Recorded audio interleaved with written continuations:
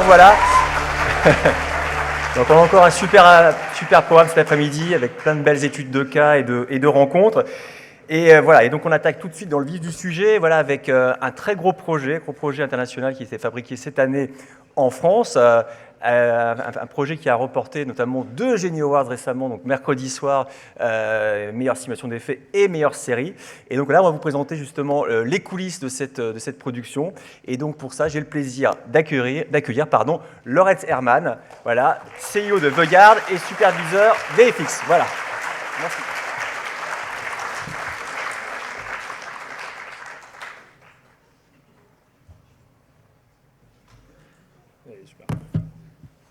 Bonjour à tous.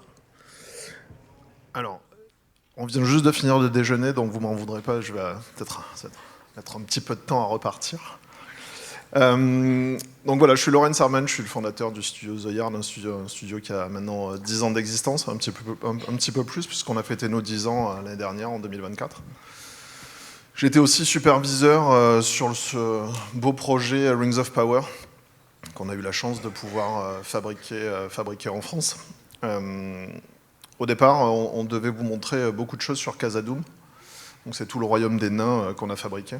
Finalement, j'ai changé un petit peu la présentation. Et j'ai voulu vous présenter un plan un peu complexe qu'on a mis très longtemps à fabriquer, qui est un plan full CG. Mais d'abord, je vais vous montrer un petit peu quelques chiffres sur ce qu'on a pu fabriquer. Rings of Power, c'est 18 mois de post-production. Donc on a livré en juillet l'année dernière. C'est 35 assets, plus de 580 sub-assets, en fait des assets dans les assets. C'est une vingtaine d'environnements, 5 digidoubles. C'est quasiment une équipe de 80 personnes sur ces 18 mois. C'est plus de 480 dailies. Un rythme de 1 à 2 dailies par jour sur la fin. Et puis vous voyez les chiffres un peu, pour moi un peu vertigineux, c'est quasiment 20 000 versions internes, c'est 1800 versions délivrées aux clients et c'est surtout pratiquement 32 000 images qui sont passées en quality check. Je voulais parler de ces chiffres parce qu'ils représentent vraiment tout le travail qui a pu être effectué sur le projet. Avant de passer à la présentation sur ce plan un peu compliqué pour nous, même très compliqué, je voulais vous montrer le breakdown qu'on a fait sur ce projet-là. Si on peut baisser la lumière, mettre un petit peu de son, s'il vous plaît. Et puis après, on parle du reste.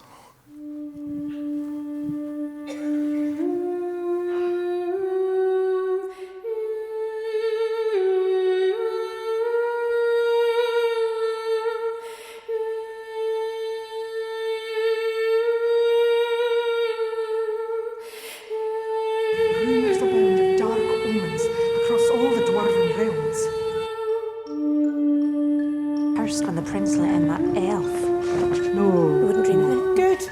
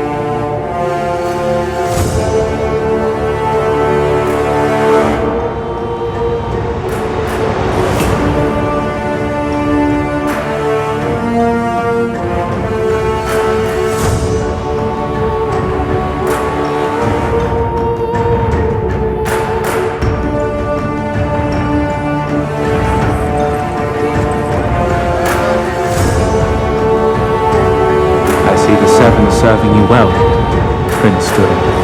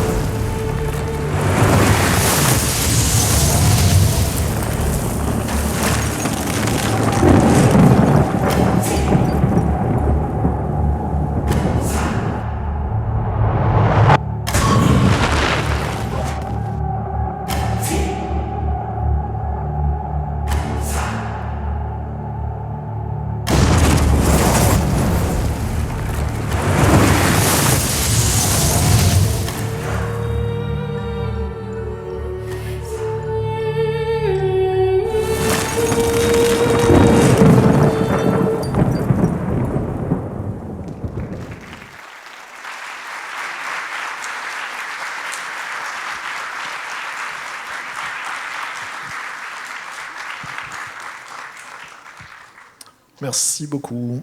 J'avoue que je suis toujours aussi ému et fier de voir ce qu'on a pu sortir sur ce projet, parce que voilà, c'était hyper important pour nous, ce type de projet. C'est un projet qui compte dans la construction d'une société et aussi pour pouvoir faire grandir une société. Donc voilà, on est vraiment très fiers. Comme vous avez pu le voir, sur Khazad-dûm, il y a beaucoup d'environnements, il y a beaucoup de FX, il y a beaucoup de choses. Et c'était un peu compliqué de tout résumer sur une seule conférence. Donc j'ai décidé de changer un peu les choses et de parler de ce fameux plan de Gurdress, qui est un plan full CG. C'est un plan full CG qui, à lui seul, nous a pris quasiment 16 mois à 18 mois de post-production. Il faut savoir qu'on a fait 1011 versions publiées dans ShotGrid. Alors ça comporte les assets, les shots et les FX. On a 483 versions de simulation de FX et je suis très content pour l'équipe FX qu'elles aient pu remporter le Genie Awards des meilleurs FX, parce que vraiment le travail était colossal, réparti sur 22 tasks différentes. Je vous expliquerai ensuite pourquoi. On a plus de 260 versions d'environnement de lighting et 184 versions de comp, et beaucoup aussi de concepts. Ça, c'est ce qu'on a reçu du client, une prévise, un concept et un rapide brief, mais qui était voilà, assez représentatif de ce qu'on pouvait voir à l'écran. Donc c'était la transition, donc ça, pour ceux, je vais spoiler un petit peu la série, mais c'est après l'assassinat de celui qui va devenir Sauron, il y a une explosion de lumière et tout le décor se froze comme ça. Donc on devait faire une transition entre un décor plutôt estival vers un décor totalement congelé. Donc on voit qu'on a ce light bulb au départ. Ensuite, on a une explosion avec une sphère de compression. Et on a une shockwave qui va vers le sol et qui frise tout l'écran. Donc c'est un peu comme ça qu'au départ, on a découpé un petit peu le travail. Voilà, donc avec la light bulb, la compression sphere, des cloud rings, parce qu'on voit qu'en haut, ça fait une sorte d'anneau qui vient dissiper tous les nuages. Et puis plein d'autres choses. Donc pour débuter, on a commencé par faire un rough layout avec un petit test vite fait un peu anecdotique de simulation de fumée au sol. Mais la première étape, elle a vraiment été de mettre en place les caméras, essayer de mettre en place les grands volumes sur le décor pour essayer de figurer où devait se placer la rivière. En termes d'échelle, si on allait être sur quelque chose de cohérent ou pas. Et on a pu voir après par la suite que c'était assez complexe de vraiment comprendre tous les niveaux de détail. Pardon. Dans ce que je vous ai listé un petit peu parmi les effets, on avait cette fameuse sphère de compression qui est la résultante de l'explosion de départ, qui vient un peu pousser les nuages. Et une de nos références, même si elle est un peu dramatique, c'était l'explosion de Beyrouth, où on voit que du fait de l'explosion, en fait, on a la compression des nuages et de l'atmosphère qui crée une sorte de sphère de compression qui s'étale, et on voit que tous les nuages environnants se dissipent. Donc on peut voir sur la vidéo originale de Beyrouth que juste avant, c'est à peine lisible, mais juste avant le déplacement des nuages, on voit une sorte de sphère un petit peu plus transparente avec de la diffraction. C'est vraiment la compression de l'air, un peu comme on pourrait voir avec un passage du mur du son. Donc on a fait plein de tests et plein de versions. Je vous en ai sorti 4, mais en réalité, il y en a beaucoup plus. Et l'idée, c'était, dans la construction du shot, déjà d'essayer de timer en fait le shot avec tous les effets qu'on a essayé de découper et mettre tous ces effets pour déjà avoir le premier timing avant même de penser rendu, avant même de penser éclairage ou quoi que ce soit. Les effets étaient vraiment le cœur du shot. Donc on peut voir qu'on a essayé plusieurs types de sphères de compression, plusieurs types de light bulb, on verra après comment. Voilà. L'idée c'était vraiment de construire le shot un peu de cette manière. Et une des idées qu'on a amenées, qui se lie un petit peu ici, mais c'est une idée qui n'était pas dans le brief de départ, mais qu'on a essayé d'amener, c'était un rappel un petit peu aux précédentes saisons, et à l'histoire aussi, à savoir que ce ring de nuages, en fait, on lui donnait un petit peu un rappel sur l'œil de Sauron qu'on voit dans les Seigneurs des Anneaux. Derrière, ensuite, on a travaillé les light bulbs, et une des références que j'avais trouvées qui était hyper intéressante, je trouve, c'est Slow Motion Guy. C'est deux gars un peu fous qui essayent de filmer plein d'explosions mais plein de choses au ralenti. Et on voyait qu'il y avait des trucs vraiment très intéressants sur comment on pouvait avoir un light bulb. Je sais pas si ça tourne, j'ai l'impression, oui. Comment on pouvait avoir un light bulb tourné au ralenti sous l'eau. Ça nous a permis de créer ce fameux light bulb. Donc on voit quelques versions. Et puis en bas, on voit tous les effets de God Rays qu'on a pu créer. L'idée étant toujours de pouvoir créer toutes les étapes qui vont nous permettre d'avoir l'entièreté du shot. Vous verrez à la fin qu'il y a beaucoup de choses qu'on a fabriquées, beaucoup dans le détail.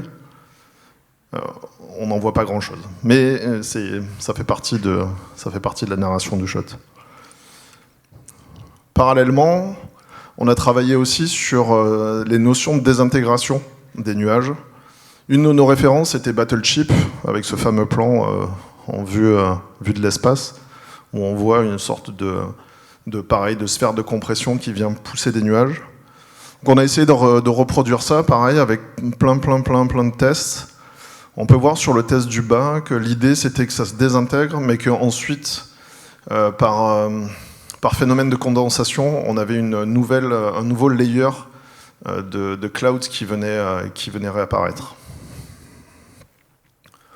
Parallèlement à ça, on a travaillé, alors ça c'est vraiment les early stages sur les décors, mais on a vraiment travaillé la version Tundra et la version Winter du décor, pour ensuite faire à travers une sorte de frozen mask, une sorte de masque qui avance comme ça, faire la transition entre les deux mondes. En bas, en fait, je me suis un petit peu trompé, on a des planches de ref. Les planches de gauche, c'était les planches initiales qui étaient très très vertes, et ensuite on a été plutôt orienté vers des décors un petit peu plus toundra, c'est pour ça qu'on a fait ces planches-là. Pour la version Winter, l'idée, c'était aussi qu'au fur et à mesure que le Frozen arrivait sur la rivière, on ait ce qu'on appelle des icicles. Les icicles, en fait, c'est quand la surface de l'eau congèle et craque et vient former des sortes de plaques qui se soulèvent, un peu comme des plaques tectoniques. C'est la suite du travail qu'on a pu faire. On a fait plein de tests. Vous pouvez voir en haut à droite. On a un peu tout testé, voir un peu ce qui pouvait fonctionner.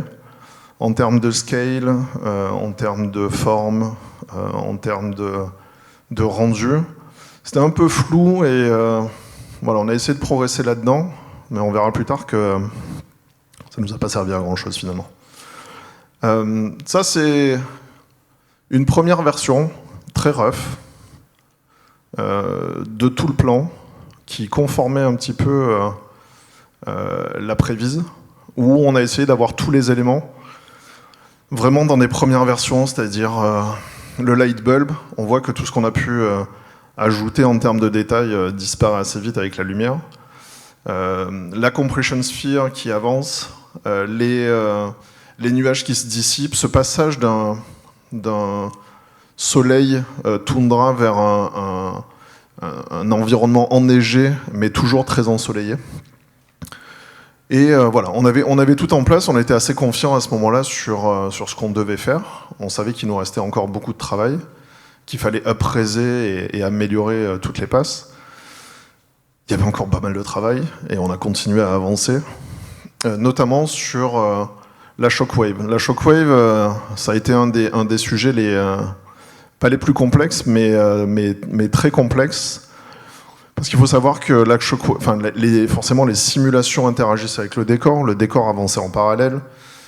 Chaque fois qu'on faisait une simulation, il fallait qu'on récupère le décor, donc on updatait les caches, et puis après on relançait, ça prenait 3 jours de simulation, et puis après on reprenait les caches. Bref, tout ça a pris beaucoup de temps. La dernière version n'est pas à l'image, mais celle qui est en haut à droite est assez représentative. L'idée, c'était que aussi on vienne rajouter des petits filaments au-dessus. Ça a été une passe additionnelle, mais c'est des petits filaments qui viennent donner une sorte d'effet un peu filandreux sur toute la simulation. Derrière, parmi tous les effets qu'on a pu travailler, il y a eu un effet très important, c'est toute la zone de la rivière.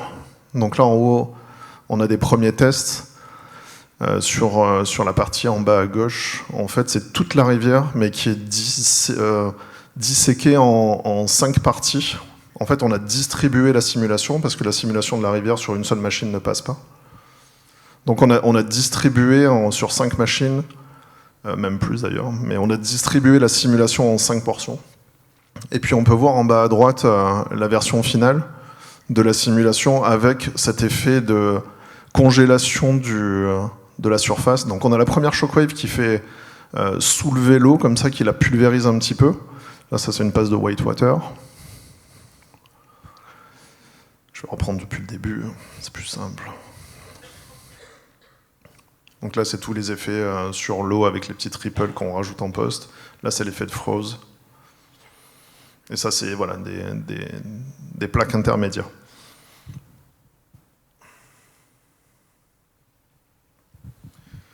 Ça, c'est une passe additionnelle qu'on a dû faire aussi, qui est un peu anecdotique, mais voilà, qui rajoute un petit peu de réalisme. C'est-à-dire qu'au moment où on a toute la rivière qui est explosée, on a un petit extra splash sur le côté.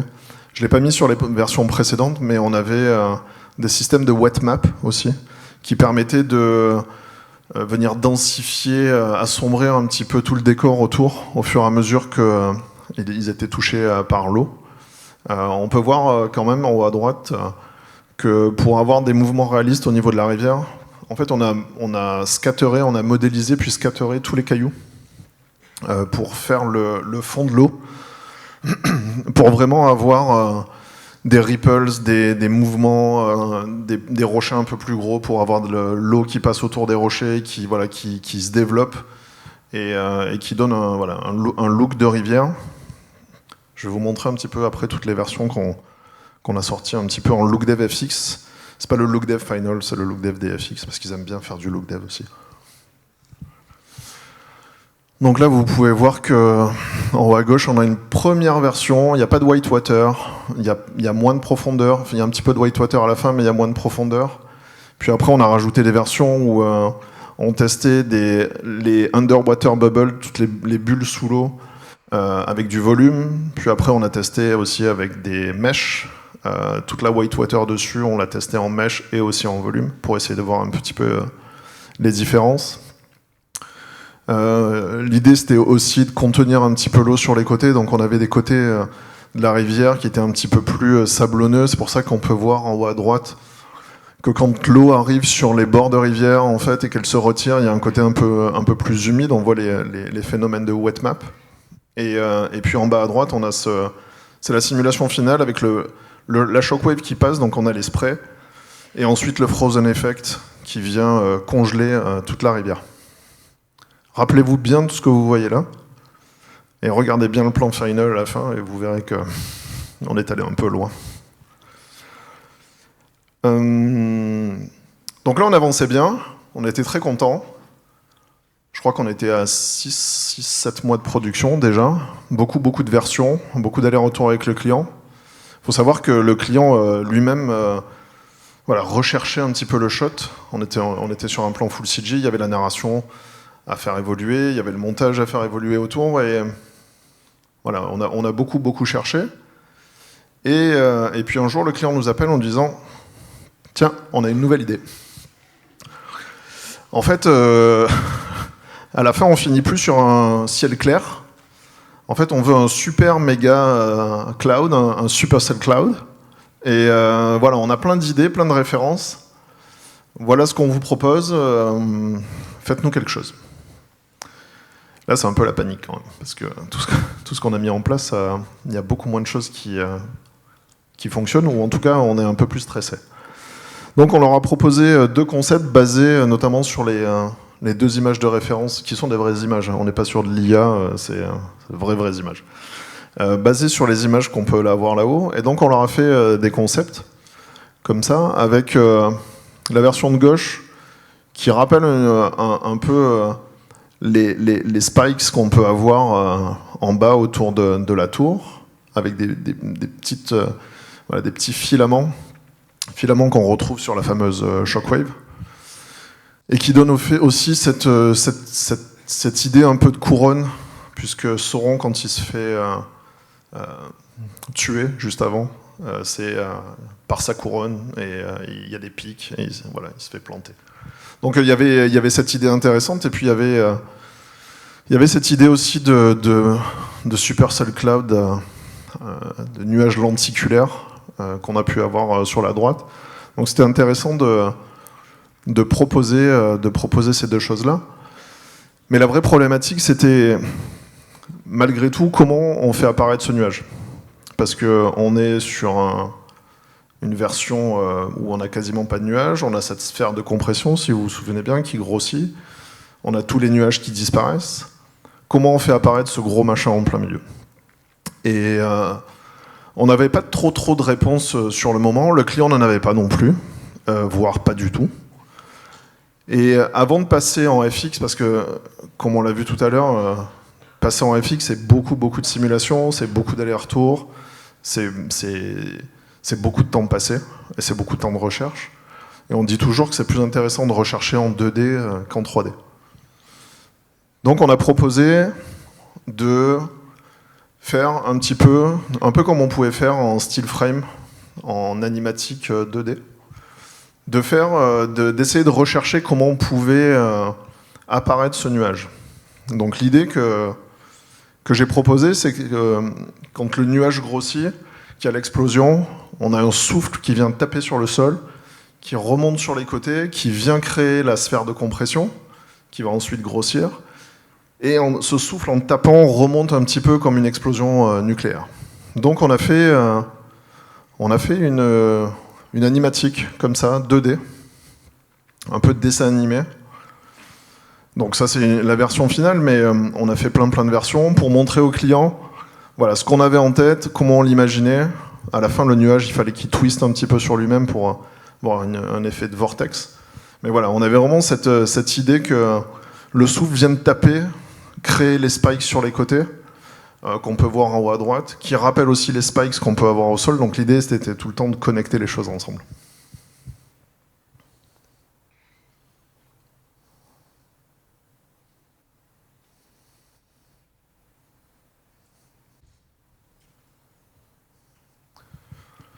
Parallèlement, on a aussi pour le travail de FX, on a fait tout un travail de VizDev où on a essayé plein de choses et on a essayé d'apporter cette idée qu'on pouvait voir au départ dans l'explosion de Beyrouth, de cette sphère de compression qui vient amener un côté un peu réfraction à l'ensemble. Voilà, on a essayé de créer toutes les étapes. On voit en bas à droite ce qu'on a essayé d'amener avec cette sphère de compression transparente qui disparaîtra après puisqu'on n'a pas suivi cette idée. Mais voilà, on a essayé de faire des style frames, encore une fois, pour montrer aux clients quelles étaient les différentes étapes de l'évolution et comment on allait passer d'un univers à l'autre, sachant que cette sphère de compression et ce gros nuage devaient aussi obscurcir l'ensemble du décor. Donc ça a apporté beaucoup de contraintes. Ça, c'est plusieurs tests qu'on a pu faire. On voit qu'il y a des tests de propagation en haut du nuage. Il y a l'effet un petit peu crown en haut à droite. Et puis en haut, il y avait des tests aussi sur des torsions, la manière dont on pouvait faire twister l'élément. Et en bas à droite, c'est la version finale qui est la version FX. En rendu, il y a des petites modifications, mais on voit la manière dont... quand ça reprend depuis le début, on voit la manière dont on a cette explosion qui part du centre et qui vient faire le tour et qui vient fabriquer voilà, cette sphère de compression et qui va venir grossir, pousser et créer notre cloud. Donc ça, c'est la fameuse sphère de compression qui se crée. Et là encore, quelques semaines un peu avant la fin du projet, le superviseur voulait qu'on amène un côté un peu plus spiky à la sphère de compression, qu'on amène beaucoup plus de matière. Et comme on est sur du volume, plus on se rapproche de la caméra, plus le volume devient transparent. On a fait en sorte de ramener des textures qu'on a rajoutées au VDB. Donc les VDB, c'est les fichiers de volume qui décrivent la simulation. On a fait plein de versions où on a amené de la texture, donc on a cet effet un peu crépine qui amène un petit peu de volume, surtout sur la profondeur. Et ensuite, on en a rajouté aussi sur ce qui vient vers la caméra. Donc ça, c'est tous les wedges qu'on a pu faire. Et il y en a eu d'autres, mais cela a été assez intéressant. J'essaye d'aller vite parce qu'on a beaucoup plus de temps. Et après, il y avait toute la passe des FX additionnels, donc toutes les petits mists qu'on pouvait avoir au sol. Quand la Frozen, l'effet de Frozen arrive vers nous, on avait cette petite effet de steam qui arrive et qui reste au sol. Donc la première, c'est celle qui est poussée. Ensuite, on a la nouvelle qui arrive derrière. On a tous les effets de particules de neige qui sont projetées, soulevées. Et puis ici, on a toutes les mists qui restent un petit peu à la fin et qui donnent une ambiance un peu particulière à la fin du shot. Et ça, justement, voilà, ça, en haut à gauche, c'est la version finale de l'effet de mist et de frozen steam qui apparaît. En haut à droite, c'est toutes les maps de propagation qu'on a pu faire, qui sont basées sur les systèmes L-system en procédural dans Houdini. Donc Donc, l'idée, c'est d'avoir vraiment une sorte de spline qui avance comme ça sur tout le décor. Et là encore, ce qui est important de savoir, c'est que chaque fois qu'on refaisait une version du décor, parce que le client nous disait « je veux un rocher ici, je veux un arbre là », en fait, il fallait tout relancer constamment. Donc, ça explique, j'allais dire la lenteur du process, mais surtout la durée. En bas à gauche, c'est la leading edge sur l'effet de Frozen, c'est-à-dire que comme on avait cette transformation du passage Tundra à Winter, on avait du mal à voir un petit peu la transformation parce qu'elle était aussi recouverte par les shockwaves, elle était recouverte par les mists. On a mis en avance sur 2-3 frames cet effet de Frozen qui vient donner un aspect un petit peu gelé. Et en bas à droite, c'est l'arbre qu'on a rajouté qui se congèle. On ne le voit pas se congeler parce que l'effet passe avant, mais ensuite, il se craque. Donc on a de la neige sur chaque branche et on voit la neige tomber, je crois que c'est en bas à gauche. On voit la neige tomber au fur et à mesure et amener un petit peu un dernier événement. L'idée, en fait, c'était, comme je le disais tout à l'heure, c'était de vraiment lier chaque événement pour qu'il y ait une sorte de fluidité dans tout le mouvement et dans tous les événements qui arrivent, et qu'à chaque fois, on a une sorte de petits beats comme ça qui viennent rythmer. Je ne l'ai pas rajouté, mais dans le plan final, on a une petite branche qui est totalement animée à la main, qui a un petit accident aussi, une branche qui se décolle du sol et qui passe près de la caméra. En parallèle de tout ça, il y avait tout le lighting. Pour le lighting, en fait, on a utilisé des HDRI qu'on a fait tourner comme ça pour essayer de déterminer la position de light qui pouvait être la plus intéressante, qui pouvait mettre en valeur le décor et qui était la plus plaisante sur tout le client. Pour la petite histoire, à la fin, en fait, on a un éclairage avec un soleil qui n'est pas dans la même direction sur la version Winter que sur la version Tundra, la version Summer. L'idée, en fait, c'était qu'il se passe tellement de choses qu'on pouvait se permettre de changer un peu l'éclairage et d'utiliser un éclairage qui soit le plus adapté au plan. Ça, c'était une passe additionnelle, justement pour le light bulb. Une passe d'ombre et de lumière qui permettait d'éclairer en fait, et donner ces ombres très franches au départ de l'explosion. Là encore, je crois que c'est sur 3-4 images. Et ça, pour finir non, mais au passage, donc là on a la version Summer Tundra calculée, donc c'est la version pure look dev sortie du rendu, et on a la version Winter à droite. Après, il y a tout le grading, il y a tout le compositing, et il y a tout l'assemblage de toutes les couches qu'on a pu voir, et qui nous donne, si je ne me trompe pas, le plan final, qui est celui-ci, qu'on peut voir comme ça.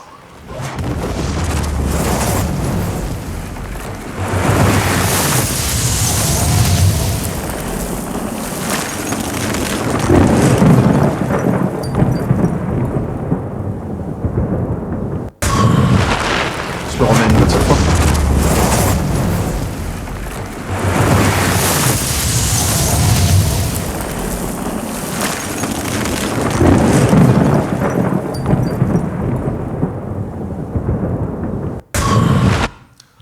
Voilà.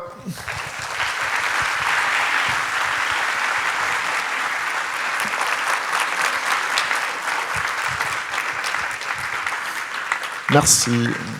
Je crois qu'on a juste 5 minutes pour les questions, c'est ça ?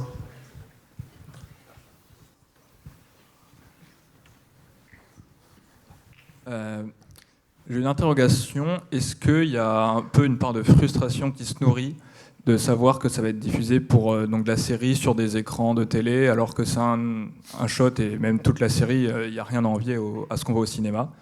Donc est-ce qu'en tant qu'artiste, on se dit j'aimerais quand même mieux que ça soit diffusé sur grand écran ? Je crois qu'il faut arrêter de se poser cette question-là. Parce que sinon on est ultra frustré, effectivement. Ça dépend des habitudes de consommation de chacun. Il y a des gens qui vont rêver regarder tout ça sur leur téléphone, grand bien leur face. Moi, je préfère regarder une série sur un écran un peu plus grand. Voilà, c'est les habitudes de consommation de chacun. Si on commence à être frustré dans notre travail parce que derrière ça va mal être consommé, je crois qu'il vaut mieux qu'on arrête. Aujourd'hui, c'est sûr que ce qui se fait en série télé est du même niveau que ce qui peut se faire en long métrage. Je pense qu'on a des budgets équivalents, on a du temps.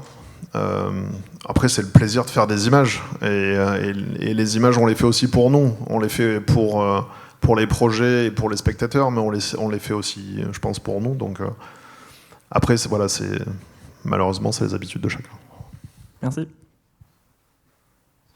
Alors moi j'ai une petite question, merci pour la présentation. La 3D est assez magnifique sur Kazakh Doom et même sur ce plan-là. Et moi je me posais une question sur les environnements parce qu'on voit que toutes les montagnes et les rochers sont hyper high-res et je me posais la question de quelle a été votre approche vis-à-vis de ça. Si vous jouez avec la normale, la displace, parce que quand on est dans la nuit, la normale c'est bof. Et connaître aussi votre moteur de rendu sur la série et notamment sur Kazakh Doom. Voilà. Alors, tout est modélisé, on a essayé d'apporter le plus de détails possible. On a des versions low def, bien évidemment. On a beaucoup aussi de touch-up pour venir apporter un petit peu plus de matière et de détails. Harry l'expliquait hier, en fait, il y a toute cette phase de DMP touch-up. Mais la 3D à la base est quand même assez poussée. Et puis voilà, on utilise beaucoup de sculpt, beaucoup de displace. Pour revenir sur les moteurs de rendu, on a utilisé sur ce projet-là, je crois qu'on a tout calculé sur Clarisse. On avait fait des tests sur Guerilla parce que c'est aussi un moteur de rendu qu'on utilise. Mais en l'occurrence, voilà, on était sur Clarisse. Sachant que dans le laps de temps où on fabrique la production, le soft s'arrête. Donc il a fallu qu'on compose avec un soft qui n'était plus supporté et sur lequel, heureusement qui marchait très bien, mais qui nous a permis de finaliser le projet. Et voilà, je crois que j'ai répondu aux questions. Non, ouais. Merci. Bonjour, s'il vous plaît. Pardon, merci. Bonjour, merci pour la présentation. Moi, je me demandais au niveau de l'organisation de l'équipe en FX, déjà combien est-ce que vous étiez et comment est-ce que vous êtes organisé, répartis les différents FX et aussi savoir comme il y avait des temps de cache très importants et des temps de simulation très importants, est-ce que vous passiez d'un FX à l'autre? Comment est-ce que c'était organisé au sein de l'équipe? On a un département FX qui, à l'époque sur le projet, représentait une dizaine de personnes à peu près. Et en fait, l'équipe de production faisait en sorte de tasquer les artistes sur plusieurs FX, de sorte que... Et chaque FX artiste avait une, deux, et même plus machines pour lui seul, de sorte qu'il pouvait lancer des calculs de simulation, commencer à travailler à un autre FX, pouvoir passer à la suite. En fait, l'idée, c'était pas qu'un FX artiste lance les simulations en local, se retrouve bloqué, attende pendant 24 heures à se tourner les pouces. Voilà, l'idée, c'est qu'on pouvait lancer les calculs sur une machine déportée et continuer d'avancer. On a eu beaucoup de calculs de FX aussi qui étaient distribués sur plusieurs machines du fait de la lourdeur. Mais voilà, l'idée, c'était que l'équipe de production donne des tasks qui pouvaient s'enchaîner, qui permettaient aux artistes entre guillemets, de combler les trous. Bonjour. Moi, j'ai deux questions en fait. La première, c'est avec la montée en qualité des séries, est-ce que vous voyez encore la différence entre une prod cinéma et une prod série en termes de moyens? Et ma deuxième question, c'est est-ce qu'il y a eu une évolution dans ce que les boîtes américaines nous confient aux boîtes françaises? Est-ce qu'ils ont plus confiance aujourd'hui? Enfin, est-ce que vous ressentez une confiance plus forte dans la qualité des images qu'on fait en France? Et comment vous voyez l'avenir des effets spéciaux? Ça fait beaucoup de questions, dis-moi. Je savais que tu allais me poser toutes ces questions. Je te connais. Alors, sur les budgets, j'en parlais juste avant, il n'y a pas de différence de budget aujourd'hui, en tout cas de mon point de vue, et sur les projets sur lesquels nous nous, on peut travailler. On est à 95% sur des projets internationaux, donc c'est vrai que je vais parler de ces projets-là, mais sur ces projets-là, les séries ont bien souvent même plus de moyens que les longs métrages. Donc on a du temps, on a des moyens. Et sur la partie confiance, je vais parler pour nous, je ne peux pas trop parler pour les autres. Mais c'est vrai que sur ces 10 dernières années, et principalement sur ces 3 dernières années, on nous a fait beaucoup plus confiance sur des projets de plus en plus gros. Voilà, on a commencé sur Ford versus Ferrari, où on faisait une vingtaine de shots. Aujourd'hui, voilà, on a des projets comme celui-ci, où on a 150 shots, plus Halo, où on a quasiment 400 shots, plus les autres projets en parallèle, avec des complexités qui sont toujours supérieures. Et c'est ce qu'on cherche de toute façon. L'idée, c'est de faire grossir notre société, évidemment, mais de montrer aussi qu'en France, on a la capacité de rapporter de tels projets. Et j'espère que ça permet aussi de garder des artistes en France et que ça permet de faire un peu rayonner l'industrie et de donner envie à d'autres productions de venir fabriquer en France, parce que voilà, on a les sociétés, on a les talents, et j'espère que ce type de projet-là permet d'attirer d'autres clients. Bonjour. Alors, moi j'ai une petite question sur justement tout ce qui est simulation et cache. Vous en avez pour à peu près combien de temps de cache, de rendu, et combien en termes de stockage, qu'est-ce que ça représentait? Je ne vais pas avoir toutes les réponses, mais je vais essayer. En termes de simulation, ça pouvait varier de 3 heures à 2 jours de simulation. Les grosses simulations de fluide, notamment pour la rivière ou pour les nuages, prenaient entre 24 et 48 heures, voire un peu plus. Et sur l'aspect stockage, j'ai pas vraiment d'idée là-dessus. Je regarde plus trop ça, mais on a pris beaucoup de stockage. Ouais.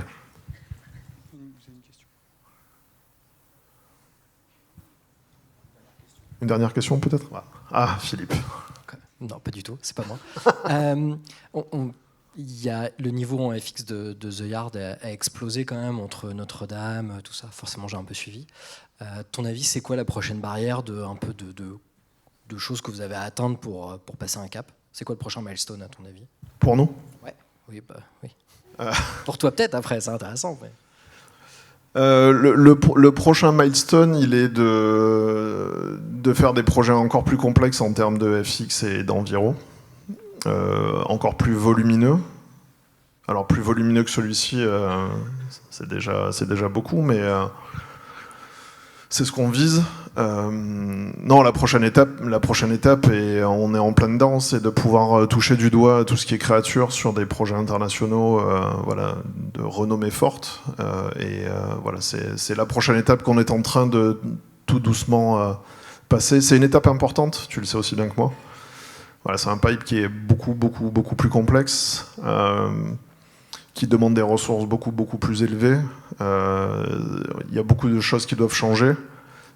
C'est des compétences qui sont différentes. Je crois qu'aujourd'hui, on a les compétences en termes d'enviro et on a les compétences en termes de FX. Et voilà, on essaie de se structurer pour passer sur le monde des créatures, qui permet de passer un cap parce qu'on arrive dans un pool de sociétés et nous, on y va très timidement, hein, parce qu'il y a des gens qui font ça extrêmement bien.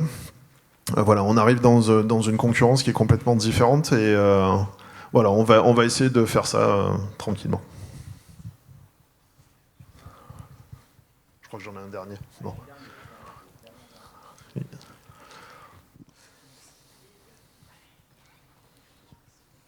Alors, je me demandais quelle est votre part de créativité, que ce soit pour ce plan-là ou pour Casa de Doom, et quelle est votre relation avec l'équipe déco en général?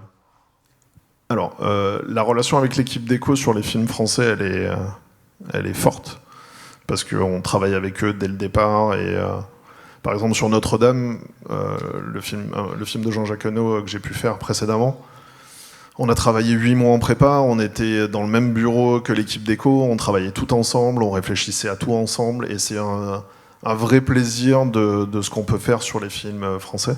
Et ça, c'est génial. Et en tant que superviseur VFX, c'est une des parties les plus intéressantes parce qu'on est dans ce moment où on essaie de trouver des solutions avec la partie déco, avec la partie FX, avec la lumière, en fait, avec tous les départements. C'est un travail d'équipe et les FX sont là pour participer à la fabrication d'un film. Des fois, c'est plus intéressant de faire en déco. Des fois, la déco nous dit « Ah, j'ai pas assez d'argent, aidez-moi ». Bref, en fait, on travaille tous ensemble. Sur un projet comme ça, c'est pas du tout pareil. Déjà parce que, en tant que superviseur, je suis superviseur juste de ma petite partie. Donc ça veut dire qu'il y a un superviseur côté client qui, lui, gère tout. Et lui, par contre, discute certainement beaucoup avec la déco. Donc à notre niveau, c'est déplacé. Enfin, c'est déplacé, pas éthiquement, mais déplacé dans le temps.